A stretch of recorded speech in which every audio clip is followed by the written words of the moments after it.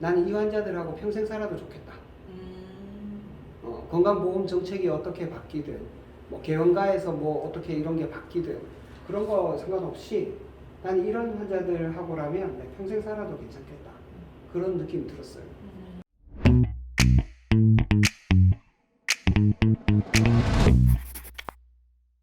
대학병원 스텝으로 남기는 얼마나 어려운가요? 과에 따라 차이가 큰가요? 개업이 어려운 과에 갔다가 남지 못하면 어떻게 되나요? 이런 걱정을 하시네요. 충분히 이런 걱정 하실 수 있습니다. 저도 의대 다닐 때 이런 걱정을 조금 했었고 네. 제 주변의 친구들도 이런 걱정을 하시는 분들이 많습니다.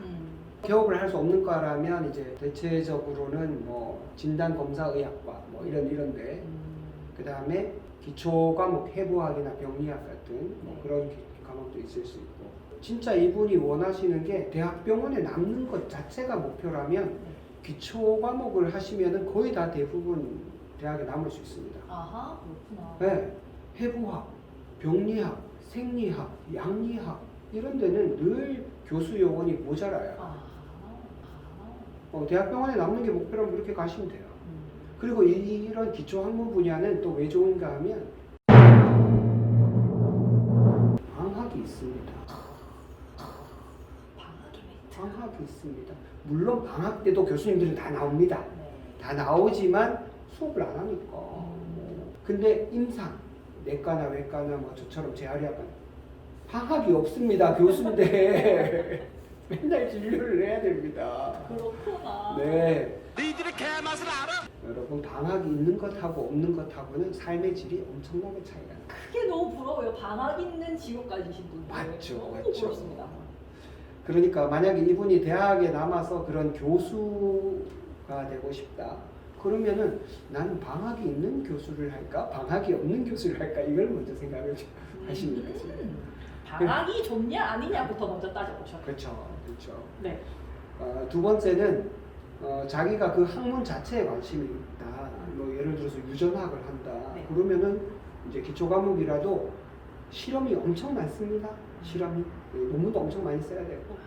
근데 그런 게 좋은 사람, 그건 자기 성향이니까 뭐 그렇죠. 하라 말라 할 수는 없는 거죠. 그런 게 좋은 사람이면 그럼 하시면 되고. 그 다음에 사람을 보는 게 피곤하다 이런 사람이 있어요. 그런 분들은 그런 기초 과목을 하셔야 되죠. 그리고 피 보는 게 싫어. 그런 사람들은 기초 과목 하시면 되죠. 대학병원 교수로 남고도 싶고 예를 들면 뭐 내과나 외과나 저처럼 재활의학과나 이런 임상도 같이 하는 스텝으로 남고 싶다. 그러면은 이제 경쟁을 해야 됩니다. 그러면 그런 경쟁을 할 생각을 하고 가시면 되고 아까 개업이 어려운 과에 갔는데 교수로 남지 못하면 어떡하죠? 이거는 좀 넌센스입니다. 개업이 어려운 과는 대체로 교수로 남기가 쉽습니다. 그렇군요.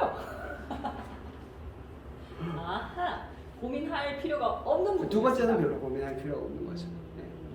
알겠습니다.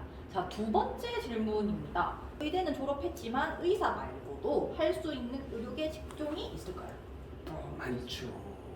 갈수록 많아지고 있습니다. 아하. 네. 물론 이제 의료 전문 기자를 하시는 분들도 있고요. 네. 그 다음에 제약회사에서 연구를 하시는 그런 분들도 있고요. 네. 요새는 의사인데도 뭐 의료기기를 개발하시는 분들도 있고 의사이면서도 약간 그 다른 방식으로 하시는 분들이 꽤 많아요. 점점 더 많아질 겁니다. 아마 앞으로도. 제일 많은 게 기자인 것 같아요. 의료 전문 기자. 그 저기 보건소 같은데 그런 데서 근무하시는 분들도 있고. 아하. 공무원이 되는 거죠. 공무원. 네. 의외로 의사인데 공무원은 적습니다. 약사는 공무원이 되게 많고요. 그러니까 공무원을 진짜 하고 싶은 분들이다. 그러면 의대를 가시면 공무원 하기가 완전 쉽습니다. 굉장히 쉽겠네요. 네, 완전 쉽죠. 알겠습니다. 자, 인턴부터 레지던트 생활하면서 과를 고를 때 어떤 부분을 제일 많이 고려하셨나요? 여기 또 이제 또 대하 드라마가 하나 있지 않으신가요? 네. 혹시 얘기하다 보면 까먹을지 모르니까 이 얘기부터 먼저 말씀드릴게요. 미래는 누구도 알 수가 없습니다. 그러니까 가장 좋은 방법은 내가 좋아하는 걸 선택하는 겁니다. 누가 뭐래도 미래의 환경이 어떻게 바뀌더라도 나는 이 일이 좋다. 그거를 선택하는 것이 첫 번째 기준입니다.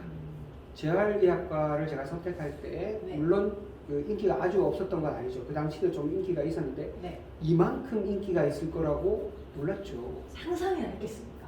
그래서 상상을 못했겠죠. 저도 재활의학과는 어릴 때 본 적이 없는 것 같아요. 그렇죠. 네. 그리고 제가 다닐 때는 제일 인기 있었던 학과가 마이너과라고 해가지고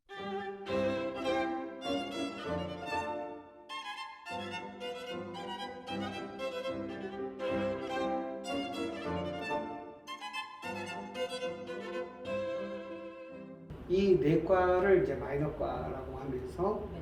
가장 인기가 좋았습니다. 음흠. 왜냐하면 사람 목수 왔다 갔다 하지 않으니까 부담이.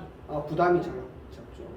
두 번째는 그 개업을 하면 이 과들이 돈을 그때 당시 많이 벌었고 지금도 또 많이 벌 겁니다. 지금도 많이 벌 수 있는데 근데 이거는 시류 따라서 다 달라지는 겁니다. 네.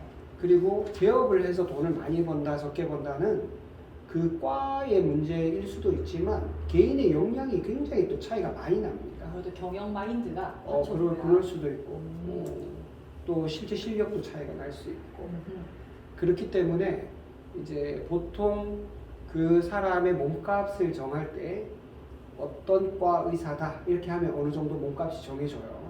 그 당시는 그랬군요.